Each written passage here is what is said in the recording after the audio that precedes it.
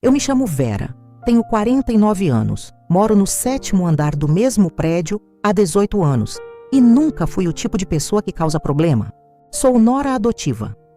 Eu sei que parece uma expressão estranha, mas é como a família do meu marido sempre me apresentou nas reuniões de condomínio. Essa é a Vera, a nora adotiva do seu Cláudio. Como se eu precisasse de uma etiqueta. Como se a palavra nora sozinha não bastasse. Meu marido, o Renato, morreu 4 anos atrás. Aneurisma. Uma terça-feira de manhã, ele foi buscar pão na padaria e não voltou. Tinha 51 anos. Depois que ele foi, eu poderia ter saído desse prédio. Era apartamento dele antes do casamento, mas estava no nosso nome conjunto. Eu poderia ter vendido, pegado o dinheiro, recomeçado em outro lugar. Mas não fiz isso.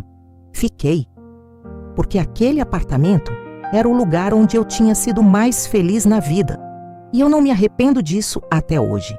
O problema foi que quando o Renato foi, uma parte da família dele decidiu que eu não tinha mais lugar aqui. Não falaram diretamente. Não é o estilo deles. O estilo deles é sorrir, oferecer bolo de laranja na reunião de condomínio e esvaziar o corredor quando você aparece. A dona Márcia, mãe do Renato, 72 anos, moradora do 4º andar, nunca me chamou de filha. Nos 18 anos que eu estive com o filho dela, nunca. Mas ela chamava a Tatiane de filha. A Tatiane, que casou com o cunhado do Renato, que morava no 10º andar, que fazia bolo para todo mundo e organizava o amigo secreto de Natal no salão. A Tatiane era adorada no prédio. Todo mundo gostava dela. Eu também gostava durante um tempo. Mas tem uma coisa que eu aprendi depois de 18 anos de prédio. Você nunca sabe o que as pessoas falam de você quando a porta do elevador fecha, até o dia em que você descobre. Depois que o Renato morreu, eu continuei fazendo tudo o que sempre fiz naquele prédio. Cuidava da dona Márcia quando ela precisava. Levava ela ao médico.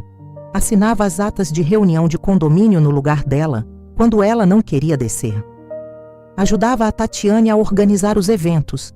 Contribuía com fundo extra quando tinha reforma. Nunca reclamei de barulho.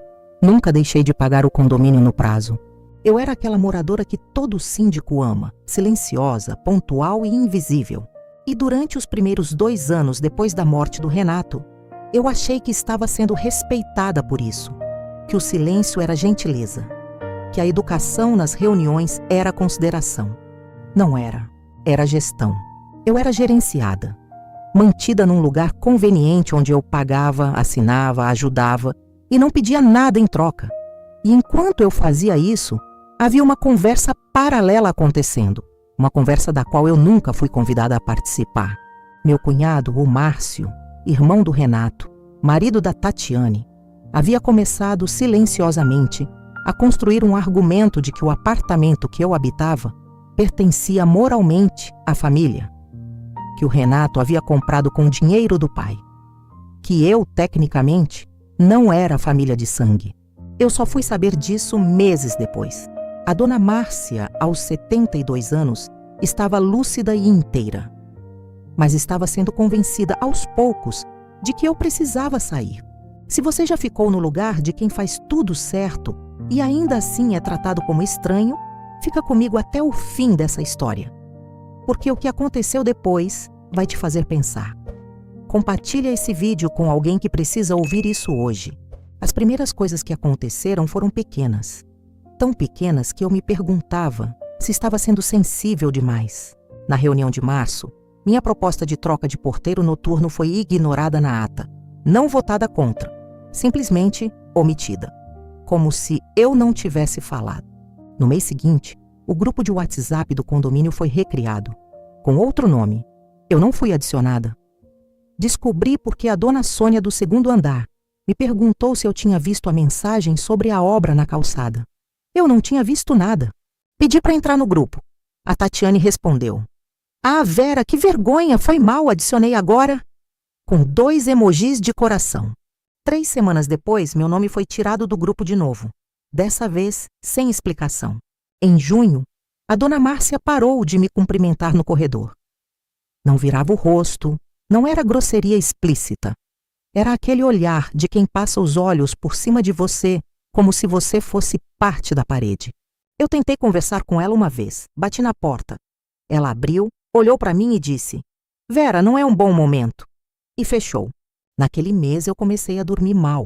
Em agosto, soube por uma moradora do 8º andar, a Cida, uma mulher honesta que eu agradeço até hoje, que havia circulado um boato no prédio de que eu estava planejando vender o apartamento para pessoa de fora da família e que isso seria uma deslealdade com a memória do Renato. Eu nunca planejei vender nada. Nunca comentei isso com ninguém.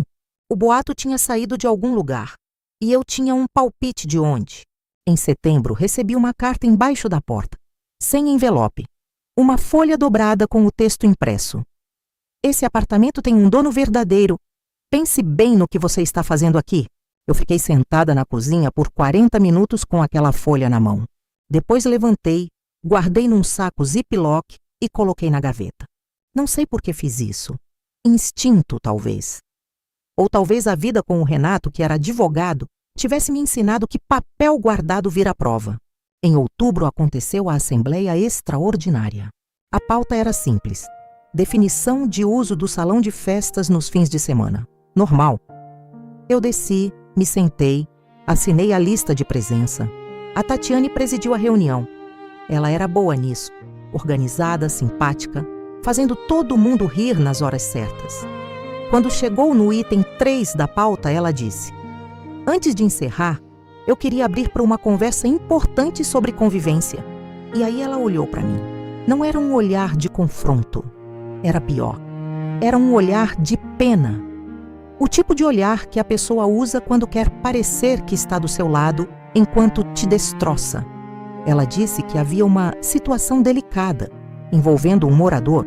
Não me nomeou, mas todo mundo sabia, que vinha causando desconforto entre os condôminos. Que ela entendia a dor de quem havia perdido o cônjuge, que a família estava preocupada. Eu olhei em volta. As pessoas desviavam o olhar. A dona Márcia olhava para a mesa. Eu levantei, peguei minha bolsa e saí. No corredor ouvi a porta do salão se fechar atrás de mim e ouvi, antes que ela fechasse completamente, a voz da Tatiane dizendo: Pobrezinha, ela não sabe o que vai acontecer. Eu parei, tirei o celular do bolso. Voltei 2 passos e segurei o celular apontado para a fresta da porta. O áudio tem 47 segundos.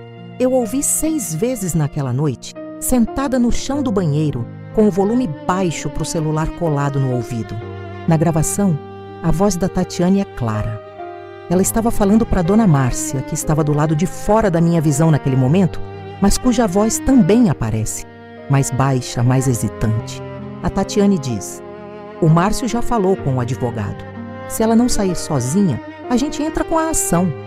Ele disse que tem chance boa porque o apartamento foi comprado antes do casamento. O dinheiro era do seu Cláudio. A partilha foi errada. Pausa.